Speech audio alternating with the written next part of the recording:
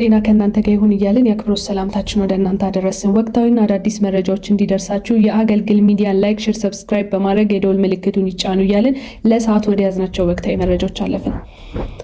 የኤርትራ የግዛት አንድነት ጥሰቶችን በተመለከተ መንግስት የያዘው የመታቀብ አቋም ሁሌም እንደማይቀጥል ዶክተር ጌዲዮን አሳስበዋል። ኤርትራ በኢትዮጵያ ሉዓላዊነትና የግዛት አንድነት ላይ የምትፈጽማቸውን ጥሰቶች በተመለከተ በፌዴራል መንግስት የያዘውን እርምጃ ከመውሰድ የመታቀብ አካሄድ ሁሉም የሚቀጥልና ገደብ የለሽ ተደርጎ መወሰድ እንደሌለበት የውጭ ጉዳይ ሚኒስተር ዶክተር ጌዲዮን ጢሞቴዎስ ተናግሯል። ዶክተር ጌዲዮን በኢትዮጵያ ከኤርትራ መገንጠል በፊትና በኋላ በአሰብ ወደብ ላይ ባፈሰሰችበት ከፍተኛ ሀብት ምክንያት አሰብ በፌዴራል መንግስት በዋነኛነት ቅድሚያ የሚሰጠው ጉዳይ እንደሆነ መግለጻቸውንም ዘግቧል። የውጭ ጉዳይ ሚኒስተር ዶክተር ጌዲዮን ይህንን የተናገሩት ትናንት ሐሙስ ህዳር 4 2018 ዓ.ም በሆረን ሪቪው የተባለ በፒንክ ታንክ በአዲስ አበባ ዩኒቨርሲቲ ጋር በመተባበር ባካሄደው የፖሊሲ ፎረም ላይ ነው። ዶክተር ጌዲዮን አምባሳደሮችን ጨምሮ በተለያዩ ሀገራት ዲፕሎማቶች በታደመው በዚህ መድረክ ላይ የአፍሪካ ቀንድ የታዩ ሰሞንኛ ሁኔታዎችን በተመለከተ በኢትዮጵያ መንግስት ፖሊሲ እና ምልከታ አቅርበዋል። የውጭ ጉዳይ ሚኒስተር ገለጻ በተለይም ያተኮረው በኢትዮጵያና በኤርትራ ግንኙነት ላይ በኢትዮጵያና በኤርትራ መካከል ለዘመናት የዘለቀውን ግጭት መነሻ በድንበር ውዝግብ ወይም በባህር በር ፍላጎት የተሻለ መሆኑንም እንዲያብራሩ የውጭ ጉዳይ ሚኒስተር በድህረ ገጻቸው ባወጡት የዶክተር ጌዲዮን ሙሉ ንግግር ላይ ሰፍሯል። በግጭቶቹ ዋነኛ ምክንያት አድርገው የጠቀሷቸው ጉዳዮች ውስጥ አንዱ የኤርትራ መንግስት በኢትዮጵያ የውስጥ ጉዳዮች ላይ የሚፈጸመውን ያመለከቱትን ጣልቃ ገብነት ነው። የኤርትራ መንግስት በኢትዮጵያ የውጭ ፖለቲካ ጉዳዮች ላይ አቋም መያዝ፣ ሀሳብ ማቅረብና የንቅናቄ የመሳተፍ ጭምር መብት እንዳላት ይሰማዋል ሲሉ ሙግታቸውን በማሳያ አስደግፈዋል። ከዚህም በተጨማሪ የኤርትራ መንግስት አመራር የኢትዮጵያ ላይ ጠበኛ ፍላጎት ላላቸው ሁሉም ኃይሎች ራሱን መገልገያ አድርጎ በማቅረብ ዝንባሌ እንዳለውም በማንሳት ወቅሰዋል።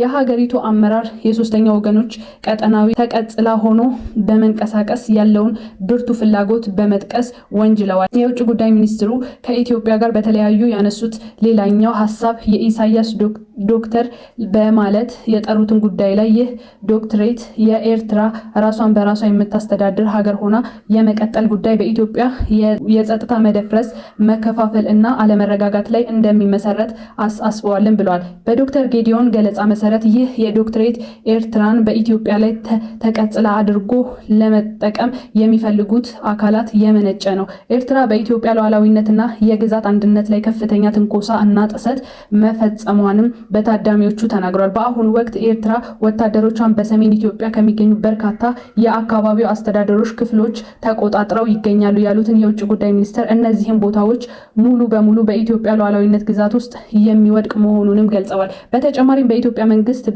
ላይ መሳሪያ ላነሱ ቡድን የቁሳቁስ ድጋፍ ለማቅረብ በኢትዮጵያ ውስጥ ጉዳይ ጣልቃ እየገባ መሆኑንም በማንሳት ወንጅለዋል። ዶክተር ጌዲዮን እነዚህን የአስመራ መንግስት እንቅስቃሴዎችን ኢትዮጵያ ራሷን በመከላከል ህጋዊ መብቷን ለማስከበር በቂ መሰረት እንደሆነም ተናግሯል። ይህ ቢሆን ግን መንግስት በጉዳዩ ላይ እርምጃ ከመውሰድ እንደታቀበ አክለዋል። በኢትዮጵያ ሉዓላዊነት በግዛት አንድነቷ ላይ ከፍተኛ ትንኮሳ እና ጥሰት እየተፈጸመባት ቢሆንም ራሷን የመከላከል ህጋዊ መብቷን ተግባራዊ ከማድረግ በመታቀብ ላይ ነች ሲሉ መንግስት ወስዶታል ያሉትን አቋም አብራርተዋል። ይህ በአጸፋ ምላሽ ከመስጠት በመታቀብ አቋም ሁሉም የሚቀጥል እና ገደብ የለሽ ተደርጎ መወሰድ እንደሌለበት አሳስበዋል። የኢትዮጵያ መንግስት በዚህ ፖሊሲ የሚጸናው እስከሚችለው ድረስ ብቻ መሆኑንም አስገንዝበዋል።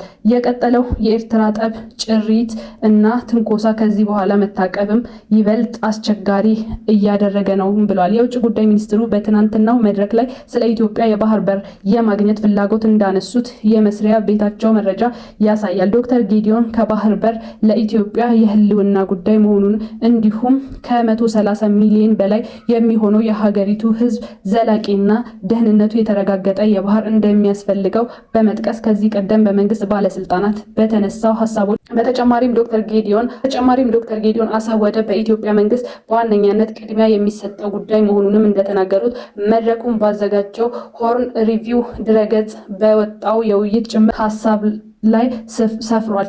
መንግስት ይህንን አቋም የያዘው በአሰብ ወደብን በተመለከተ የተፈጸመው ታሪካዊና ህጋዊ ስህተቶች በማረም ካለፈው ፍላጎቶች የመነጨ ብቻ እንዳልሆነም አስረድተዋል። በኢትዮጵያ ከኤርትራ መገንጠል በፊት እና በኋላ በወደብ ላይ በከፍተኛ መጠን ሀብት ማፍሰሷ በአሰብ ወደብን በቅድሚያ የሚሰጠው ጉዳይ በማድረጉ ምክንያት እንደሆነም ገልጸዋል ተብሏል። ከኢትዮጵያ አስገዳጅ ኢኮኖሚ ሁኔታ፣ ዲሞግራፊያዊ እውነታዎችና ታሪካዊ ሁኔታዎችን በተነሳ መንግስት ያነሳውን የባህር በር ፍላጎት ፍትሃዊ ምክንያት እና ቅቡልነት ያለው እንደመሆኑ አስምረውበታል። ዶክተር ጌዲዮን በኢትዮጵያና በኤርትራ መካከል ያለውን ውጥረት ሊፈታ የሚችለው በሁለቱ ሀገራት መካከል የሚደረገው ቀጠናዊ ኢኮኖሚያዊ ውህደት በመፍጠርና በሚል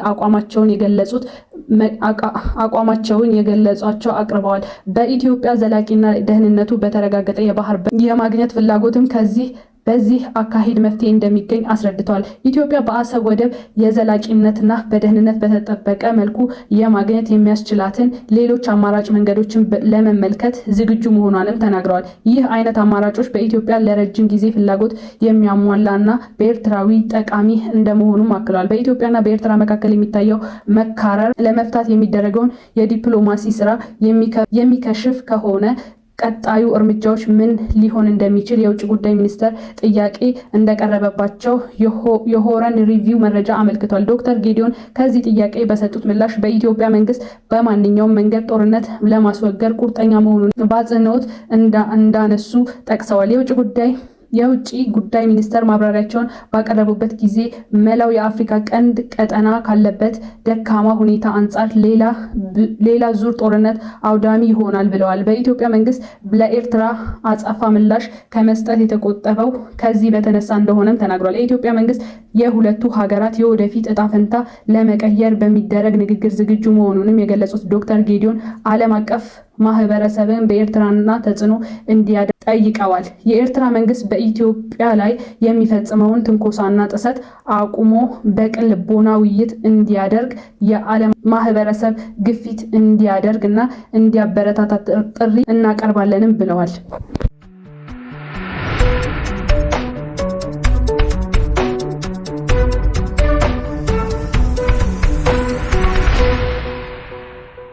ታግቶ የተወሰደው የመተማ ሆስፒታል ሐኪም የተጠየቀውን ገንዘብ ቢከፈልለትም ተገሎ ተገኝቷል።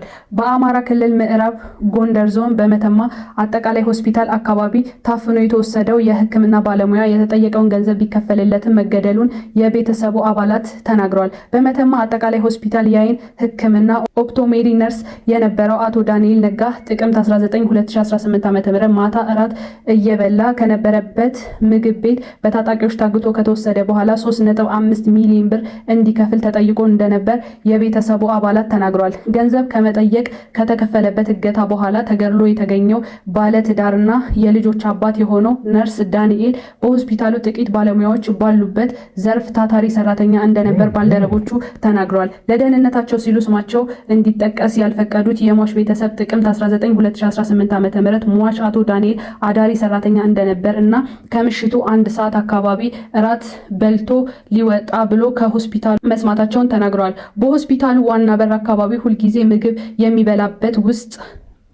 የሚበላበት ቤት ውስጥ እየተመገበ እያለ 6 መሳሪያ የያዙ ታጣቂዎች መጥተው እንደወሰዱት መስማታቸውንም ጨምረው አስረድተዋል። በተወሰደበት ምሽት አጋቾቹ ለባለቤቱ ደውለው መታገቱን መናገራቸውንና ጠዋት ደግሞ ሌሎች ዘመዶች ስለ ሁኔታው መስማታቸውንም ተናግረዋል። አጋቾቹ ለባለቤቱ በደወሉበት ወቅት ህይወቱን የምትፈልጊው ከሆነ 3.5 ሚሊዮን ብር አምጡ ብለው ሲጠይቋቸው መስማማታቸውንም ገልጸዋል። አክለው የሟች አቶ ዳንኤል ነጋ አጋቾች የሚናገሩት ባለቤቱንና ወንድሙን ብቻ መሆኑን ገልጸው የሚጠቀሙበትን የእርሱን ስልክ ብቻ መሆኑንም አስረድተዋል። ባለቤቱ የተጠየቀችውን 3.5 ሚሊዮን ብር እንደሌላ ስትናገር የአጥንተን ነው የያዝነው፣ ብር አላችሁ፣ ጎንደር ቤት አላችሁ፣ ህይወቱን የምትፈልጉት ከሆነ ቶሎ አሏት ይላሉ። የሟች ባለቤት አቶ ዳንኤል በማስለቀቅ ከወዳጅ ዘመድ ጋር ብሩን እያፈላለጉ ምን ያህል እንደደረሰባቸው በአጋጆቹ በየጊዜው ይናገሩ እንደነበር የሚያስረዳ የሟች ዘመድ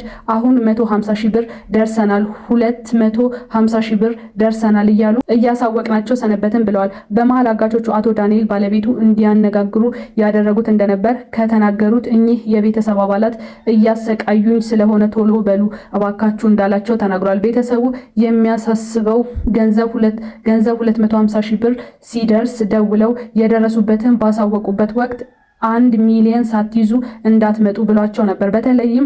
በተለያዩ አካባቢዎች የሚገኙ ጎዳናዎች በቴሌግራም ቡድን በመክፈት ብር ማሰባሰባቸውን እና ወደ 500 ሺህ ብር ሲደርሱ ባለቤቱ ለአጋቾቹ በድጋሚ ደውላ አሳውቃለች። ባለፈው ሳምንት አርብ አጋቾቹ ከ600 ሺህ ብር ክፈሉ እና ሰውየውን መውሰድ ትችላላችሁ በማለት መልእክት አስተላልፈው ነበረ። በዚህም በኋላ በተሰጠው ብር 500 ሺህ ብር ደርሶ ስለነበር ህይወቱን እናተርፈዋለን በሚል ብድር ተፈልጎ በተጠየቁት 600 ሺህ ብር ማስረከባቸውን ገልጸዋል።